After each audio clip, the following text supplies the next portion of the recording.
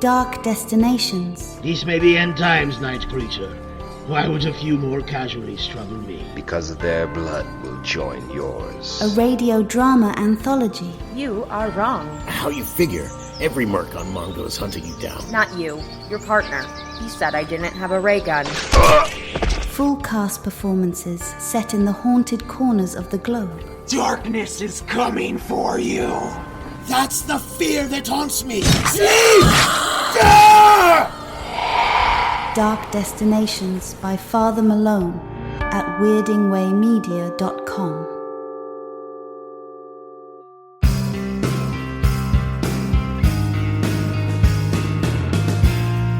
Weirding Way Media.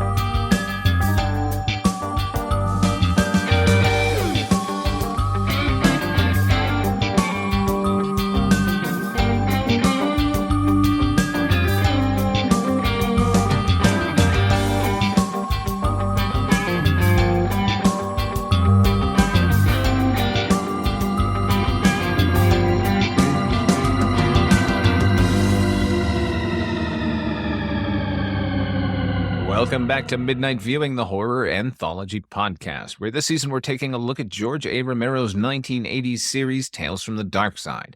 I'm Father Malone, and sharing the Midnight View with me are the Culture Cast's Chris Stachiw. You sad excuse for a podcast host. And also with me is the Projection Booth's Mike White. I don't know if that's the genie or the answering machine talking. Coming from somewhere inanimate. Tonight, we're taking a look at 2 episodes from Season 1. They are Djinn, No Chaser, and All a Clone by the Telephone. Djinn, No Chaser, Season 1, Episode 10, originally aired on January the 13th, 1985. Written by Haskell Barkin, based on the short story by Harlan Ellison. This was directed by Shelley Levinson. No surprise to anyone, he directed Time and Teresa Golowitz on Twilight Zone 1985. It also stars Charles Levin. He's the owner of the Disc and Dat and Spinal Tap, and he's the annoying reporter in The Golden Child at the beginning of The Golden Child. For any fans of that movie, maybe I'm just the only one. Also starring Colleen Camp. Who I want the knife. Yes. I was just hoping Mike would. I didn't want to have to intrude. Like he was gearing up. Mm-hmm. Sorry to interrupt, but No, yes, that's- I had to prove my allegiance at some point. Yes. Golden Thank you, Child's- because I'm a fan of that movie. It also stars Colleen Camp, who would appear opposite in our next episode's Harry Anderson in Tales from the Crypt's Corman's Calamity, which bears a striking resemblance to our next episode here. This would also star Kareem Abdul-Jabbar. This is about a newlywed couple who are augmenting their home decor with a magic lamp, but the genie inside is not interested in wishes for anyone. What did you think about this one, Mike? I am rather ambivalent about this one. There are a lot of things I like about it and a lot of things I don't like about it. And I'm kind of on the fence with, do I like it? Do I not? I have to. So I've only read a little Harlan Ellison in my day. Is the dialogue coming from him? Like all these like quips and things and the whole like them talking in script form and stuff. I mean, I think I liked it, but I'm not exactly sure. I almost would have liked it have been more of that and them going through their daily lives without the genie thing, because the genie thing just complicates things unnecessarily almost. It's also very weird that we have this whole thing where he is talking to the camera. We never see who he's talking to, and I guess he can just leave the asylum that he's possibly at, but I don't know if he is. Yeah, I think I liked this one. Of course, once Kareem Abdul-Jabbar shows up, he's amazing. I love that guy. He's so great. And then Colleen Camp, I'll be honest, she could just be reading the phone book, but as long as I get to look at her, holy shit, she is just gorgeous, and she's in prime form in this one. So, and then yeah, I think I actually like the lead guy quite a bit. I know I've seen him in a ton of things. Obviously, you mentioned two of them, but he just seems so familiar to me, and I'm wondering if he was in a TV show I used to watch or something. But yeah, I think I like him a lot. He's like one of these stand-up comic type guys that just would show up at the right time, and just he always did everything that he could to get a laugh. Yeah, those are my thoughts. How about you, Chris? Well, there is a connection to something that you and I have talked about. He shows up a fair amount on Alice, about a quarter of the episodes of that show. Which, Linda Lavin, our dear friend Wentworth over from Barney Miller. Mm-hmm. But I think I agree with you. I think it's a fun episode. I mean, we're seeing what Tales from the Darkside can do when it's not just like horror. And so now that we're kind of seeing what else the show has to offer, it's interesting because it does strike me as a better put together version of Night Gallery, or more aptly, I think, Twilight Zone 85. I think this is a better version of Twilight Zone 85, which is to say, if you had called this Twilight Zone 85, I probably would have believed you. And these episodes specifically, at least this one and the next one, but definitely this one, it's like, again, there's like this thing at the center of it, and it's this one thing, and they're trying to figure out what to do with it. Like, that just strikes me as such a Twilight Zone-y thing, where it's like focusing on a singular object, like the Shatner episode from the original run of the show with the little devil fortune reader. It's like that. It's like, we're going to focus on this one thing and kind of fully flesh out the idea of what it does and the characters around it. So I thought it was fun. I think every time Kareem Abdul-Jabbar's voice emanates from the genie's lamp, he's just going for it. He is just going for it. So everybody's having fun, at least. That's my at least basic takeaway. Father Malone, what about you? Well, okay, I have a complicated relationship with Harlan Ellison. He's one of, if not my favorite author of all time. And watching this episode got me thinking about the fact that the real giants of science fiction, they virtually have no presence in television or movies. Like Ray Bradbury, you think there would be a ton of adaptations of his work, but the problem is it's really his language that enchants you in those novels. So it's not so easy to adapt. With Ellison, his language it's the same, but the problem is what reads well on the page does not necessarily sound good coming out of somebody's mouth. And a lot of his dialogue sounds very comic booky, particularly when he's doing comedy. And there's nothing wrong with doing fantasy comedy juxtaposition. It's just that Harlan's idea of comedy always tended to lean into the Borscht Belt. And the juxtaposition isn't justification enough to be hacky with the jokes. Just because you throw in a couple of Mesopotamian god names into tired punchline, it does not enliven them above tired punchlines. That's my main problem with the dialogue. That was my main problem with it as a kid. As a kid, I did not like this episode at all. Now I liked it quite a bit on the rewatch, particularly because of the performances. And of course, because of the presence of fucking Kareem Abdul-Jabbar. Jesus Christ. He's fantastic. I did think Charles Levin, his performance, what I wrote here was he seemed to have learned to act at Juilliard's Nickelodeon campus. He's very, very early 1980s. He seemed to me to have done a lot of commercials. And I wouldn't be surprised if we saw him from a lot of commercials because he has a very pitchman-y attitude. Speaking of some of those lines from Ellison, we get an Effendi here. Harkening back to our days in the Night Gallery, apparently Ellison is drinking at the same bar as Godfrey Cambridge and make me laugh. Jackie Vernon, baby. That is right, Effendi. I think it worked better here, though. The special effects dude on this episode must have been stoked. This is all practical special effects. He's got ducks flying and blinds flying off the walls and stuff. As much as I liked all of those and as ramshackle as they were a little too ramshackle. Like, I felt this episode was overreaching in its ambition. We go way too quickly to this guy, like, losing his marbles. Like you said, is he crazy? He just seems to get up and leave. And what I liked in the third season of Night Gallery so much is both John Badham and Jean Swart kept forcing us in on the story by making their characters break the fourth wall and address us. And each time it was pointed and unsettling and wholly necessary to the plot. Here, it's just first of all, it's an info dump. It's just to let us know who these people are and what their situation is.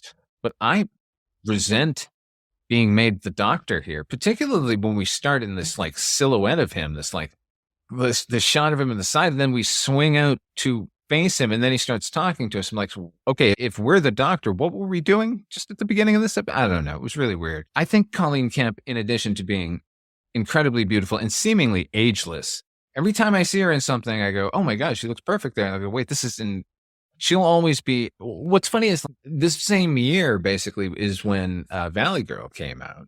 And she's playing like an aging hippie in that. 2 years earlier, she's in Apocalypse Now as one of the bunnies at the USO tour that needs to be rescued. Like, I don't know, she's a vampire or something.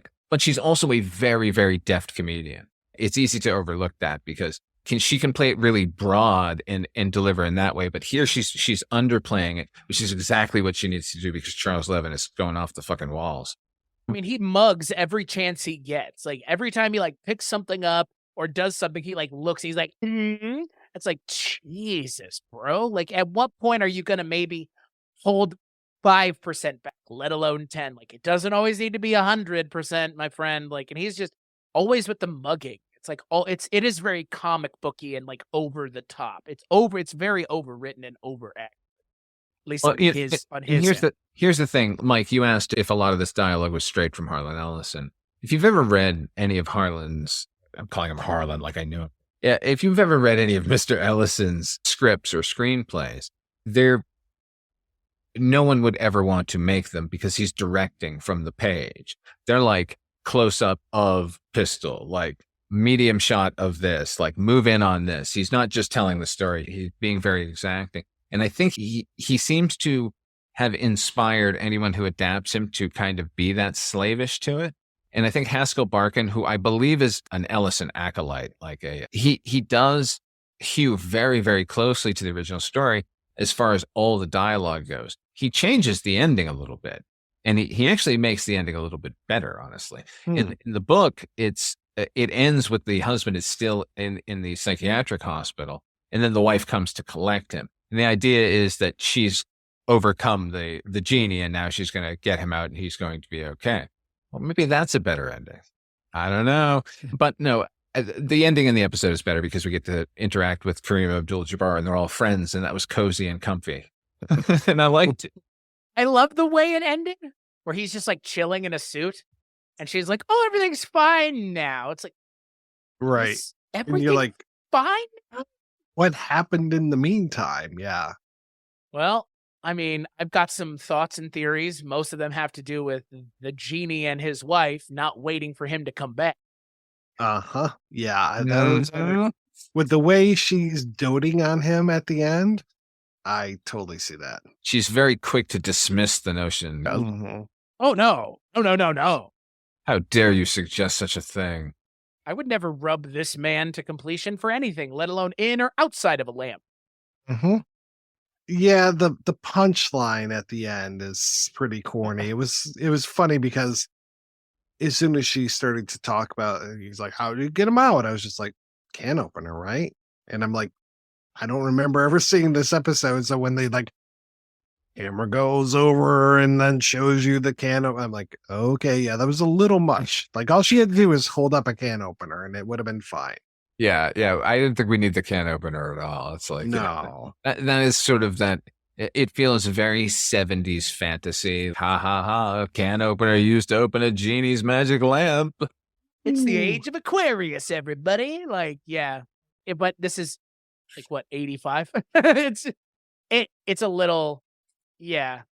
It's a little goofy. I mean, the whole episode is goofy. It reminds me of, was it Night Gallery or Twilight Zone 85 where they have they're in the studio doing the broadcast of the radio show, and then all of a sudden everything starts coming to life. It's Twilight Zone 85. Okay, Twilight Zone 85. So it kind of reminded me of that, where it's like, oh, what if this thing actually happened, and what if it did happen? What if you did find a genie who was irate and unable to come out? And I guess I don't understand. Why is he being a dick to them when they're the only ones who can get him out? Right. What they're going to be like, oh, well, we're going to let you out, given that you're clearly so mentally stable that you're just trying to kill us while we're already out here and you're stuck inside. Look, he just don't know no better, okay? Okay, sorry. No one's ever been nice to him. Ah, okay. It's a lion's paw kind of thing. Right. It's like Aladdin. No one's ever set the genie free. Like, what's the final wish is I want to set the genie free. Nobody's ever been nice to me. Okay. Genies are so put upon, apparently.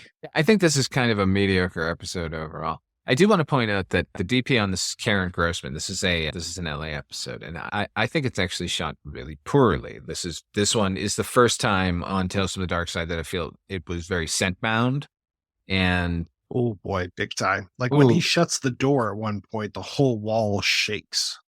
Yeah, and there's like moments where he's at the window and they've got a flat out there of the thing, and they've got like a green light on him. And if listeners, if you want to go back to the first episode of this season of Midnight Viewing, we talked to Robert Draper, one of the DPs on the show, and he said the lighting rule here on Tales from the Darkside was noir lighting. It was low key lighting, so hard light. And with that, you can disguise so much, and it doesn't do it in this episode. But Karen Grossman shoots the next episode, which is also an LA episode, and I think it looks fantastic. So I might have to blame the director here, Shelley Levinson, for maybe running the schedule a little quick, trying to meet the day. Speaking of, it's also just maybe because Harry Anderson just looks so West Coast compared to Charles Levine. Well, there we are. We're at All a Clone by the Telephone. This is season 1, episode 11. Aired originally on January the 20th, 1985. This one was also written by Haskell Barkin, directed by Frank De Palma, and stars Harry Anderson. Like I said, he kind of remakes Corman's Calamity with Colleen Camp at a certain point with this episode. It also stars Marcy Barkin and Joe Dante Good Luck Charm Dick Miller. This is about a struggling television writer who finds an ally through the help of an answering machine and an alternate universe. What did you think of this one, Chris? So Harry Anderson is someone who I haven't seen in enough things, but the thing that I've seen him in, he's definitely not great in. That thing being Stephen King's It a Two-Night special event. He is actively, I think, one of the worst parts of that movie, just because, I don't know, it's not him. It's really what he's... Yeah. 100%. He's terrible in that. He drags every scene he's in down. And I love Harry Anderson. Don't get me wrong. Yeah, I don't think it's him. I think it's look, I don't think it should come as any surprise the second It sequel wasn't great either. So the second night of It has never been good to begin with. My point being, I haven't seen Harry Anderson in much other than It and a handful of disparate episodes of Night Court. So that all being said, I think he's great here. And I like him a lot here because this seems like the perfect kind of put upon thing that works for his comedic thing, his style that he brings to things. I think he's great. And I think this episode is definitely better than the last one. And I think it has more to say, maybe not a whole lot, but I think it's an interesting look at kind of what are you willing to do to get what you want, including making a deal with the devil who might also be yourself from an alternate universe. Could be. Yeah, a lot of questions. What is this other person? Why does he sound like Harry Anderson at first, but not like Harry Anderson later on? At least that's how I was. If we're doing Harry Anderson True Confessions, I will say that I grew up with Harry Anderson. He was my neighbor. No, he wasn't. He was on Cheers all the time. Harry the Hat. So good. Loved him on Cheers. And then when he ended up being, well, and I also would see his stand-up comedy sometimes, especially his stand-up magic stuff. So that whole needle through the arm thing that he would do. Oh, that was such a great bit that he would do. And then, yeah, when he ended up on Night Court, I think I probably watched a lot more Night Court than I remember. And I would almost say when we're done with Barney Miller, we might want to look at Night Court, Chris. I'm not sure. I'd definitely be fucking down. Yeah. I mean, I downloaded all the episodes a few years ago, but I haven't watched them. And this would be kind of almost new territory for both of us, I think. So yeah, I am not exactly sure everything that's going on in this episode as far as, yeah, maybe you can explain some of this stuff to me. I guess I'm bearing the lead that I didn't really care for this one that much. I was glad to see Dick Miller. He looked great. He's always a welcome addition. But yeah, that's about all all the good I could say about this episode. Chris, you mentioned the last one felt like it could easily have taken place over on the Twilight Zone. I think this one also could have taken place over on the Twilight Zone. I think the common denominator there is, again, Harlan Ellison. I think this is Haskell Barkin kind of making his own Harlan Ellison version of an episode. And I think, again, would play very well over on Twilight Zone. Can I explain this one? No, I can't explain this goddamn thing. Oh, I was hoping you were. I thought that was an intro. Like, can I explain it? Yes, please. No, listen. Okay, so from what I can understand, this is a universe where all the answering machines and direct dialers are alive and talk to each other, and they have human wants and needs. That's the world he slipped into, right? The machine effectively says, you're in an alternate universe. And what we see is that we get an example of the machine calling another dialer at a movie theater recording girl to hit on her. So we get the idea that these things are somehow alive. But yes, it has his voice for some reason, which I didn't even pick up on until the second time I watched the episode. I went in the cast list and I'm looking for the voice, who played the voice of the answering machine, not realizing it was Harry Anderson. Anyway. Oh, I do want to echo you for a second there, Mike, because Harry Anderson at this point in history, when he was a mainstay on Saturday Night Live, like at the time where they were doing a lot of variety acts, they'd have Penn around a lot. He was on. They even had Joel on there, Joel Hodgson. Yeah. Joel Hodgson. Oh my God, what a string of Dick Ebersol did a good job there for a little while on Saturday Night Live and in getting some talent on screen that needed to be on screen. But I digress. Okay, so Harry Anderson has fallen into the world of all of these direct dialers and answering machines that are alive, right? But for some reason, there's only one targeting Harry Anderson. Are they only targeting Harry Anderson? Because they have needs, right? Because in the end, this machine wants fame and fortune and all this kind of nonsense. So why isn't this world chaos, right? Wouldn't they be impersonating us into oblivion if they could? Okay, there's that. No, first of all, no one is going to mistake a 50-pound VCR for an answering machine. When that VCR hits the floor, it's like a Radio Shack exploded, man. At first, I thought it was a top loader, the kind with the old crank on the side. Hey, sign, this is 1984. If they can do it to Mom Bell, I can do it to you. I laughed at that. I actually laughed at that, and mostly because of nostalgia.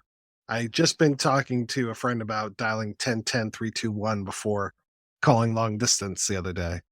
There was a sketch on not necessarily the news at this time. It was Ma Bell's answer to the world. They're like, you broke us up and you're going to pay. You're going to have to buy your own phones now. We're not coming out to fix anything anymore, suckers. This whole episode seems to be about overreactions because the machine seems to be at the beginning trying to help him get work. And then he overreacts to the machine, that he doesn't want his help and it's ruining his life. So then it tries to get him what he evidently wanted by getting him his girl back.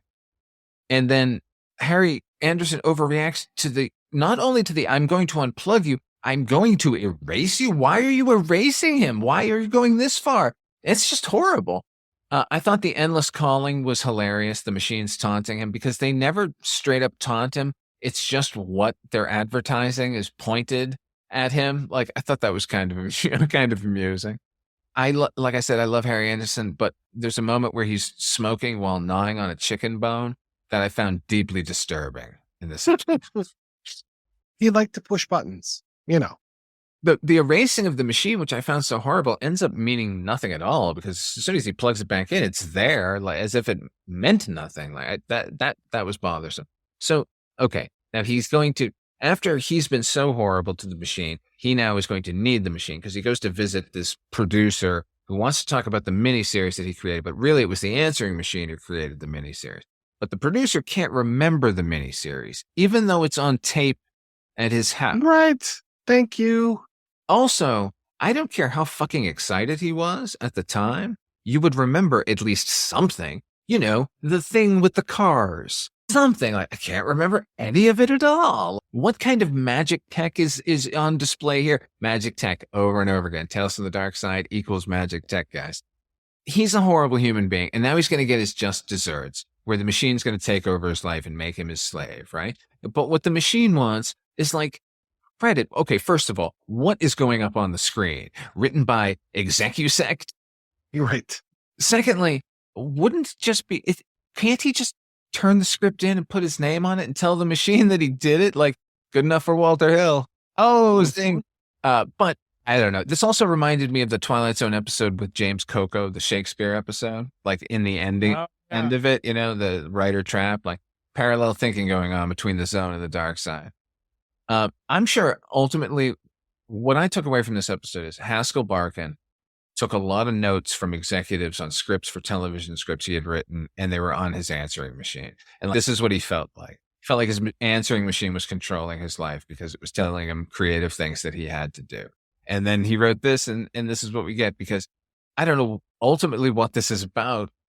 I liked it, and I liked it a little bit better than Djinn No Chaser, but I don't know what they're getting at here at all. Is it a comment on how disaffected or disassociated we are in society? I don't know.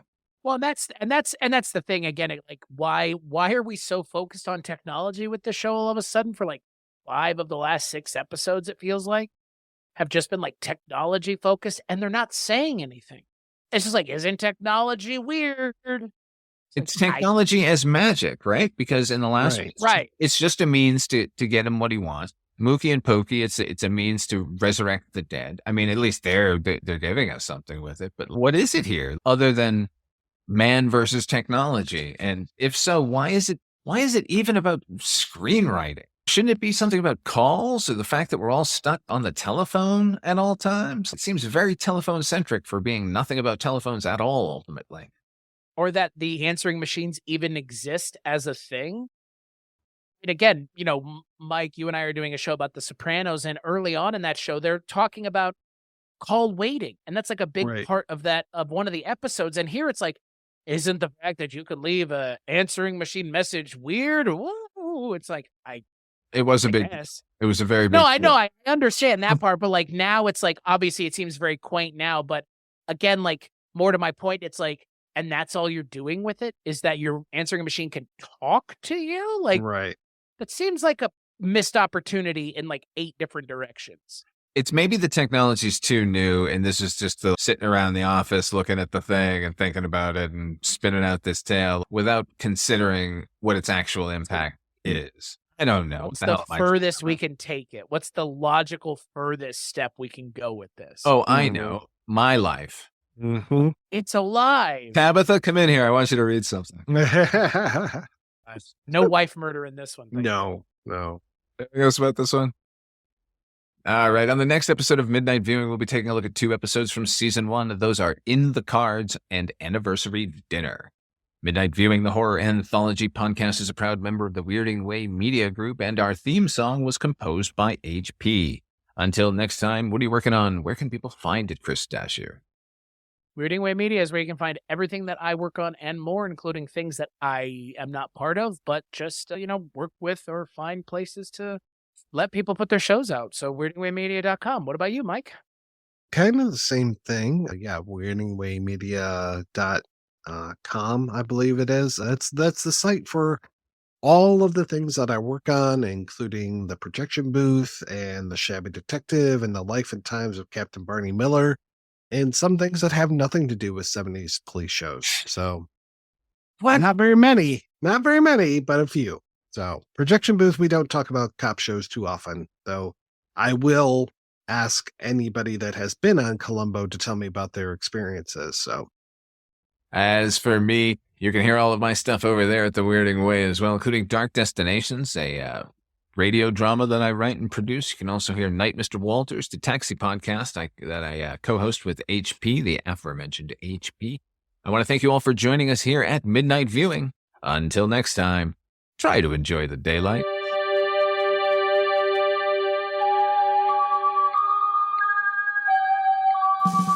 Midnight Viewing, the horror anthology podcast, is a proud member of Weirding Way Media.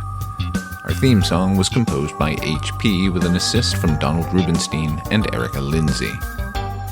If you want to hear these episodes early and commercial-free, become a patron over at patreon.com/Father Malone.